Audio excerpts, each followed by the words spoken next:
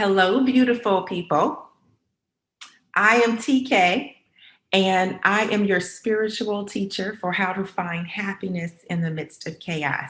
And we use mind, body, and spiritual alignment to, to get to that point, to journey, to transform, to transcend, to see life in a more joyous way. And so we're doing the series on who am I? The most essential question, this one question is what all you need to ask and answer throughout the day to get to that sense of peace and happiness. You are not your body. You are separate from the experiences you are having. So this is our part 2, where we explain, think about what you think about. Who is the I? When you're like, oh, when you're talking to yourself, who are you talking to? Oh, why did I do that? Who do that? There is a duality that once we recognize, then we can come back and see the unity in everything. What's often true is also untrue. So I'm hungry. I am hungry. I am not hunger. I am having the experience of hunger. So we want to continue to see and ask the question, who am I? What is the I? And this, when you get into the conscious, I is consciousness. It is awareness. It is present moment. In this moment, I am aware. What am I aware of? And then bring your attention to that you, the I, that is aware. There is an object, there is a doing, and there is a being. And so what we really are, and when you can change your perception, the only way to get to the life you want is to change the things you're currently doing in the life you have. So we want to answer today a little bit is why, if this is true, if it is true that I can find happiness in the midst of chaos by being in the I-ness, by changing my perception to more of the I that is non-form, the I that is essentially in all of my questions and everything that I do and talk about, but I'm not paying attention to. I'm paying attention to the experience that I is having. In the way of happiness and joy and higher consciousness living, you stop paying attention as much to the experience itself, but to the having of the experience, to knowing you are the essence, the essential being, the part of spirit, universe, the non-form that's having the experience. I'm having the experience of this body. I am not this body. Oh, my leg hurts. I'm not my leg. I am having the experience of a leg that hurts. And so to experience anything, there has to be a knower who is having the experience. I'm suffering. I'm melancholy. I'm in pain. Who is? Is it your body? Especially, it's probably easier to understand in emotional settings, but I'm sad. Where is it? Can you touch it? Can you feel it? Where is the sadness? Is it in your brain? Is it in your body? It manifests itself in the experience, but the I that is having the experience, once you can separate from that perception, you can say, oh, I'm having the experience of sadness. Now I can also choose, because I have detached, I am aware, I am living in my higher self, the I that is unlimited, pure consciousness. I can come back into this vast space and say, I'm having an experience of sadness. How can I then experience joy? But it first comes with establishing that you are consciousness, that you are the I that is you, is way more than any small title that language could give it. I am a mother, I am a sister, I am a daughter. But I'm so much more than any of those things. Those things are experiences that I have and enjoy mostly. But that's not who I am, because it's infinite who I am. the observer of all of my experiences, is therefore infinite in its capacity to have experiences. When I step back from that, if I define myself in a small way, then my life becomes that small. And the smaller I define it, I am sad. I am a victim. I am used, misused. I am judged. Then you limit your ability to see the rest of the full vastness of who you are. But when you say, I'm having an experience of being a victim, then in the I-ness, you could say, I can see a whole many other experiences I can have, and I can choose those. I want to choose the experience of being a victor and not a victim. I want to choose but you have to first be aware, be willing, and make the conscious choice. So this is a change in perception, a change in perspective. How you look at things is more important than what you see. The observer impacts the observation. The problem we have is we want to get all into the observation and act like that is us, but that's not true. This is the biggest thing to break. Who am I? Who you are is more than any one situation, than one title, than one name. It's so much more. And this is fundamental understanding to breaking through to your own happiness and joy. So why do people run away from self-exploration? Because it's a self-exploration. Who am I? That is the essence of self-exploration. Who am I? Why do people run away from it? Why do people not want to do it when it is the way to lead you to the happy life that you're desiring? Because when you come from this perspective, you're not attached. You don't become a victim anymore, because now you know you have the power, the wherewithal, the infinite potential to change things. So why do we run away from it? Rumi says, why do you stay in jail when the doors are wide open?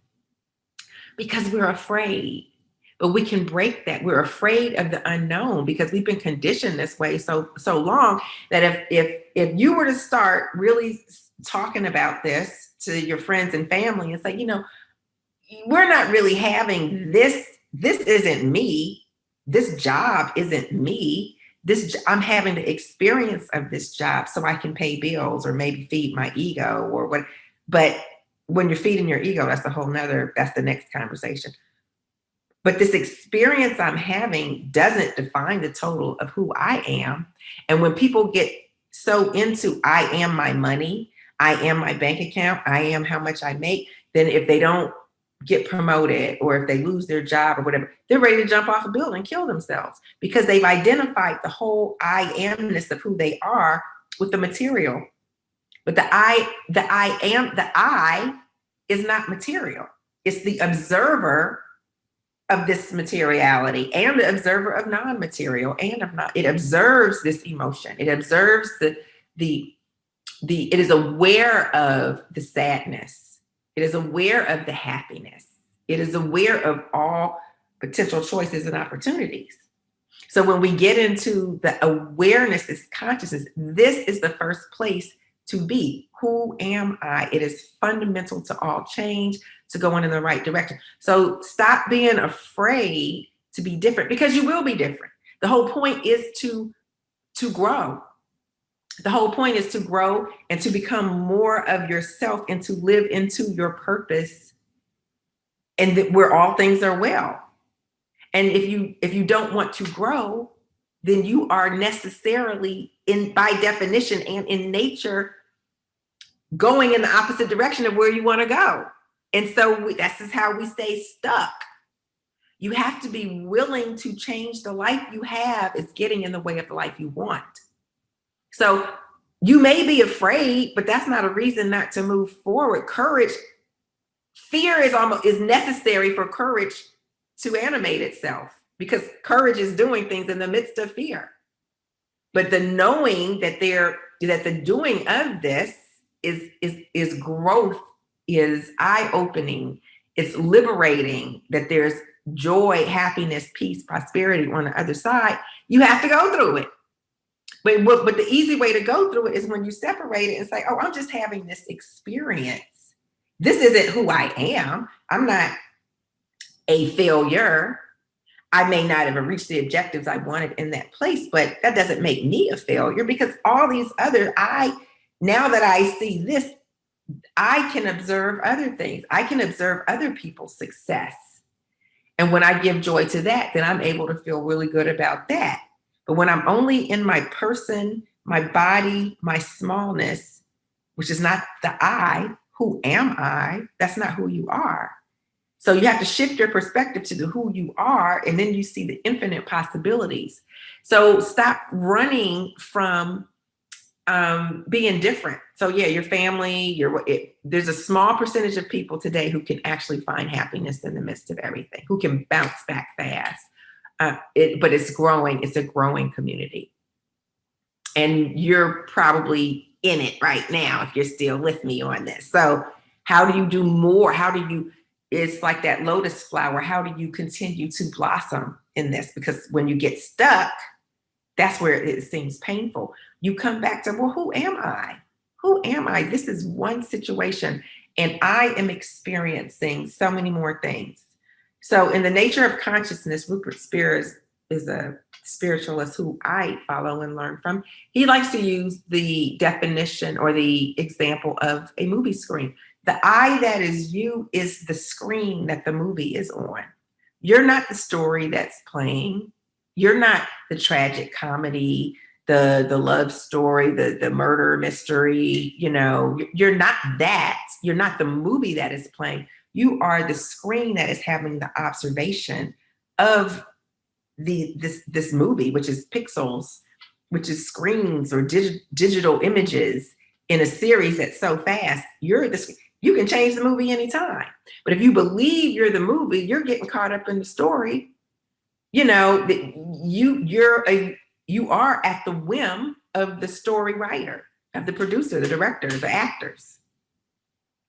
Your power is in realizing that I'm the screen. This doesn't really affect my countenance. It doesn't have to unless I let it, unless I start believing the illusion that I am one of the actors in this movie.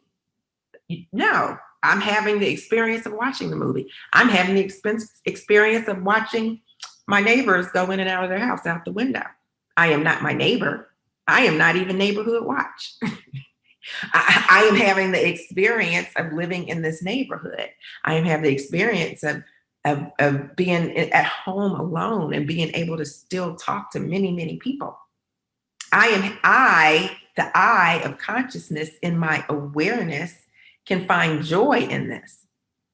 I can see this experience and not be conflicted. Now, the body, when you're not in consciousness, could say, oh, I am my body. I ran this morning. I know I should feel good, but my sciatica is kicking in. I am in pain. I'm having the experience of pain as one of my trillion of experiences I'm having. I'm having an experience of hearing, seeing, tasting, touching, where whatever's touching. You have trillions of experiences a day. So your awareness of these experiences is everything, and how you perceive them is by what you believe. But first you have to be able to say, I'm just experiencing this. And if I experience it negatively, then that's in how I identify with it. That's the issue. And how you overcome that is coming back to the I of consciousness that is not the body, that I'm having an experience of this body. And therefore I can be in gratitude that this body takes me on my way. It gets me on my run. It can get me to and back from the store. It can cook the food that I want to eat. So I can then be grateful for this body instead of being mad at it because, oh, my midsection is grown, or, oh, I've got a pain in my way, or, oh, my hair is like frizzy where I want it to be, whatever. That's small stuff. The joy comes into experience, being the knower of the experience. So we're all having experiences but you're the observer of the experience. You are not the experience. Okay. So we're going to keep going on this because it takes, so every, meditate on it. Who am I? Who am I? What is the I? When I'm talking to I, or I say I, who is that? And remember what we said about languages. It's not really that I am, it's what I call myself. I am more than Tanya. That's like saying I am, when you say I am God, who is God? Like, or that is God, or what is God? It's too big to define. And when we put our names and titles and thoughts on things and say, I am that, we're limiting our full potential. It's a limitation.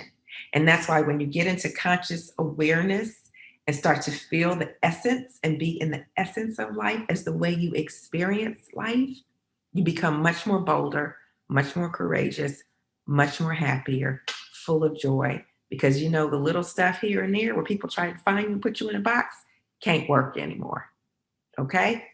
So, who am I? We're going to keep going on this conversation. This is deep, but it's the foundational part of everything. Okay? Love and light. Oh, and don't forget to subscribe to my YouTube channel, and please, please, please sign up on Patreon.com, because this is where we're having deep conversations, and we do spiritual journeys twice a year and one-on-one conversations. So subscribe and join TK Inspirations on YouTube and Patreon.com/Remarkable Wellness on Patreon. Now, love and light.